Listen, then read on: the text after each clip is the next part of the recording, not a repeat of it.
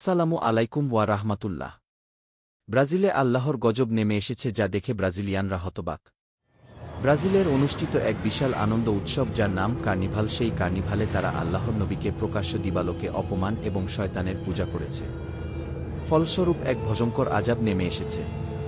কেন তারা শয়তানের পূজা করেছে আর কি ধরনের শাস্তি নেমে এসেছে বিস্তারিত এই ভিডিওতে জানাচ্ছি। প্রিয় দর্শক, কিছুদিন আগে ব্রাজিলের অনুষ্ঠিত এক বিশাল কার্নিভাল সম্পর্কে একটি ভিডিও ভাইরাল হয় যার মূল ইভেন্টে পুরোটা জুড়ে শয়তান এবং জিনদের ছবি চিত্রায়িত করা হয়েছিল। শয়তানের একটি লাল জ্বলন্ত মূর্তি তৈরি করা হয়েছিল। তারা সেই অনুষ্ঠানে জাহান্নামের ছবি এঁকেছিল, যেখানে দেখানো হয়েছে যে সমস্ত খ্রিস্টান এবং মুসলমানরা জাহান্নামে যাবে এবং সেখানে তারা সবাই শয়তানের সাথে বসবাস করবে। এমনকি যীশু খ্রিস্ট সেখানে থাকবেন এবং সেখানে বেহেশত বা জান্নাতের কোনো ধারণাই নেই। এবং সবচেয়ে বিস্ময়কর হলেও সত্য যে এইসব মানুষ খ্রিস্টান ধর্মের অনুসারী বলে দাবি করেছে। প্রশ্ন হচ্ছে, কোনো জিনিস তাদেরকে তাদের নিজ ধর্ম বিশ্বাসকে এভাবে অপমান করতে প্ররোচিত করেছে? কেন তারা এতদিন যাকে অনুসরণ করেছে সেই ঈসা আলাইহিসসালামের বিরুদ্ধে চলে গেল? এবং এই কঠিন অবাধ্যতা ও শিরকের জন্য তাদের কি শাস্তি হয়েছে? প্রিয় দর্শক, ভিডিওতে স্পষ্ট দেখা যায় যে অন্য সব রাতের মতোই কার্নিভালের রাতে হঠাৎ পুরো ব্রাজিল জুড়ে আকাশে মেঘঝড় হতে শুরু করে। কিছুক্ষণের মধ্যে সর্বত্র বজ্রপাতের শব্দ শোনা যায়। তারপর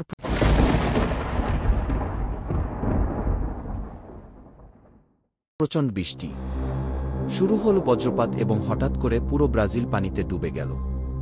মানুষ বুঝতে পারছিল যে আল্লাহ তাদের শাস্তি দিচ্ছেন। তখন তারা আল্লাহর ক্ষমতা সম্পর্কে ধারণা পায়। প্রিয় দর্শক, ইতিমধ্যে ব্রাজিলের মানুষ ভয়াবহ বন্যার কবলে পড়েছে। তবে এখানেই শেষ নয়। ব্রাজিলের মধ্যবর্তী এলাকায় যীশুখ্রিস্টের একটি বিশাল মূর্তি রয়েছে। সেই মূর্তিটির কি হয়েছিল? মূর্তিটি তখনও ব্রাজিলের কেন্দ্রবিন্দুতে স্থির অবস্থায় দাঁড়িয়েছিল। লোকেরা সেই মূর্তির দিকে তাকিয়ে মনে মনে প্রার্থনা করছিল যে এই মুহূর্তে এই মূর্তিটি তাদেরকে বাঁচাতে পারবে, কেননা ইতিমধ্যে যীশুখ্রিস্টের সাথে তারা যে আচরণ করেছে, কার্নিভালের নামে এ থেকে রক্ষা পেতে তাদেরকে মূর্তির সামনে প্রার্থনা করতে হবে। কিন্তু তখনই হঠাৎ একটি শক্তিশালী বজ্রপাত যীশুর মূর্তিটিকে আঘাত করে।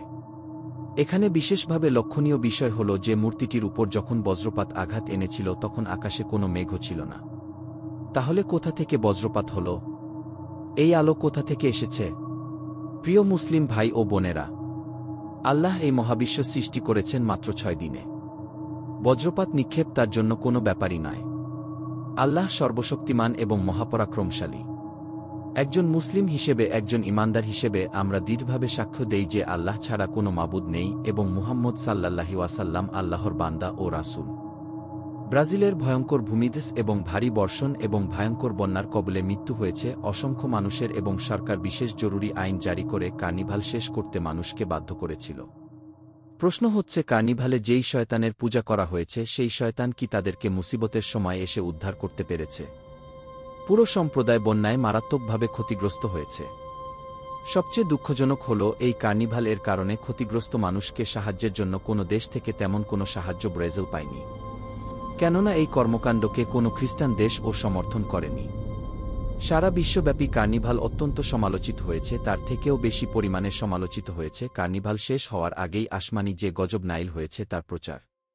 বিশেষ করে খ্রিস্টানরা বলাবলি করছিল যে হযরত ঈসা আলাইহিসসালামকে নিয়ে ঠাট্টা বিদ্রূপকারীরা সেখানে শাস্তির স্বাদ আস্বাদন করেছে।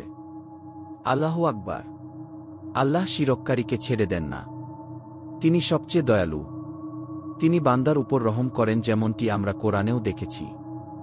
যখন পাহাড় এবং সাগর মানুষ সম্পর্কে আল্লাহর কাছে অভিযোগ করছিল এবং তাদের পাপ ও সীমালঙ্ঘনের কারণে তাদের ধ্বংস করতে চেয়েছিল, তখন আল্লাহ উত্তরে বলেছিলেন, আমি আমার বান্দার তওবার জন্য অপেক্ষা করছি, হয়তো তারা ক্ষমা চাইবে।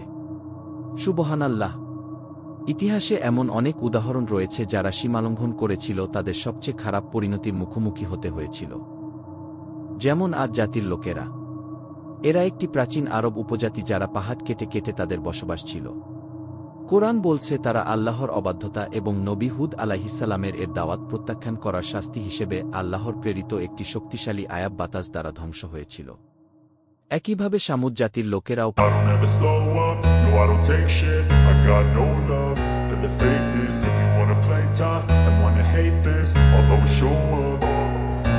I don't ever slow up, no I don't take shit. I got no love for the fakeness. If you wanna play tough and wanna hate this, I'll always show up and